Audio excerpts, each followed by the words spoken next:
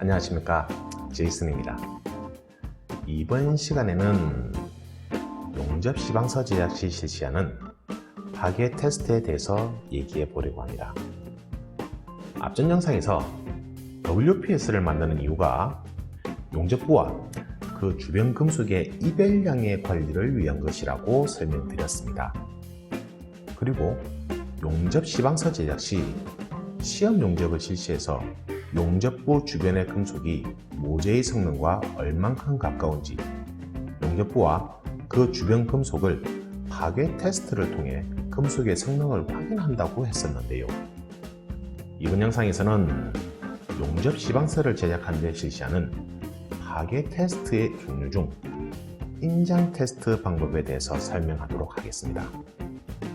먼저 파괴 테스트의 종류에는 금속의 인장력을 측정하는 인장시험, 찢어지는 힘에 대한 저항력을 측정하는 충격시험, 용접부 주변의 금속을 휘어서 늘어난 금속의 상태를 확인하는 쿠핑시험, 금속의 단단한 정도를 확인하는 경도시험, 그리고 금속을 염산액에 장시간 담궈둔 후 무게의 변화를 확인하여 부식의 정도를 확인하는 부식시험 등이 있습니다.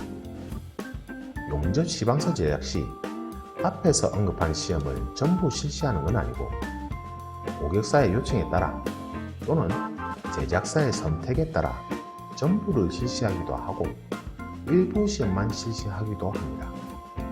다만 맞대기 용접의 시방서를 제작 시 인장시험과 충격시험, 쿠핑시험은 기본적으로 실시하는 시험에 해당됩니다.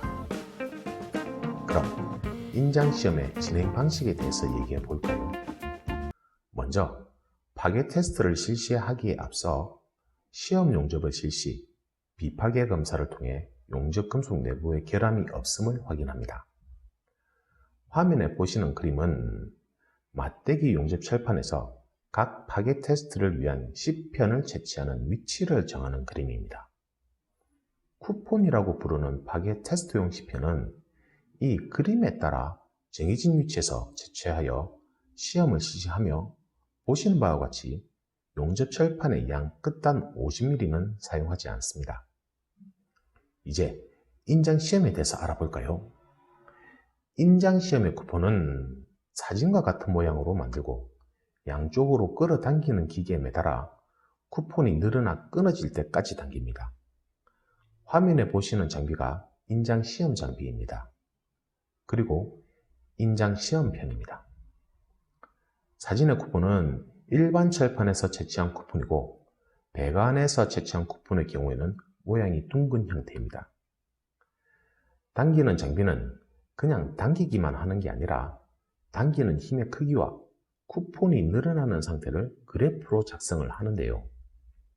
작성된 그래프를 보면 용접부의 금속이 늘어나기 시작한 지점을 확인할 수 있는데 이 지점을 항복점이라고 합니다.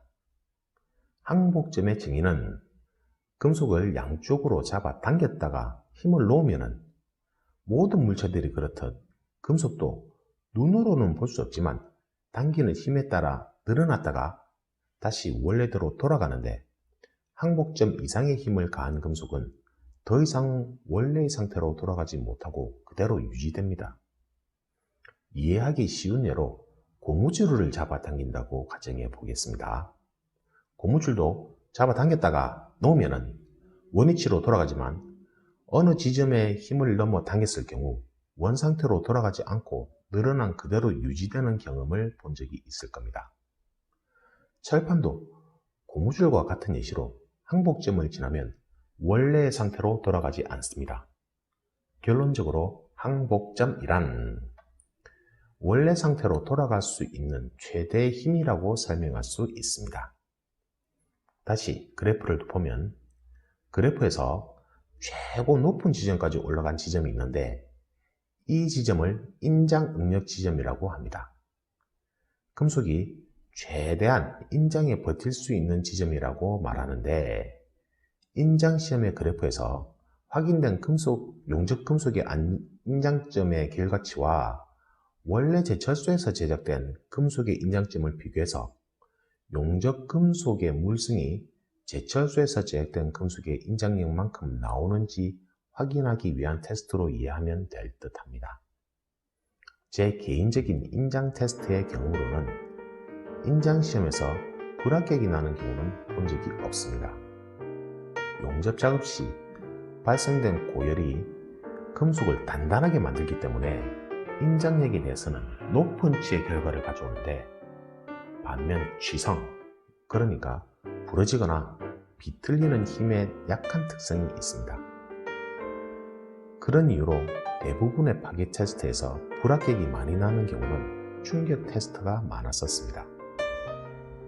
이번 시간에는 파괴 테스트 중 인장시험에 대해서 얘기해 보았습니다. 영상을 준비할 때 파괴 테스트 전체를 다루는 영상을 제작하려고 준비를 했었는데, 자료를 정리해 보니 영상의 시간이 길어져서 파괴 테스트 종류별로 하나씩 조금은 깊이 있게 따로 영상을 제작하는 걸로 계획을 바꾸었습니다. 현업에서 용접에 종사하시는 분들이 경험하지 못하는 부분이라 이론적인 부분보다는 현업에서 이해하기 쉬운 방향으로 영상을 제작해 보려 합니다. 혹시 이해가 어렵거나 궁금하신 부분은 댓글을 부탁드리겠습니다. 다음 시간에는 샤르피 테스트, 한국말로 바꾸어 충격 시험에 대해서 준비하도록 하겠습니다. 지금까지 시청해 주셔서 감사합니다. 다음 영상에서 뵙겠습니다.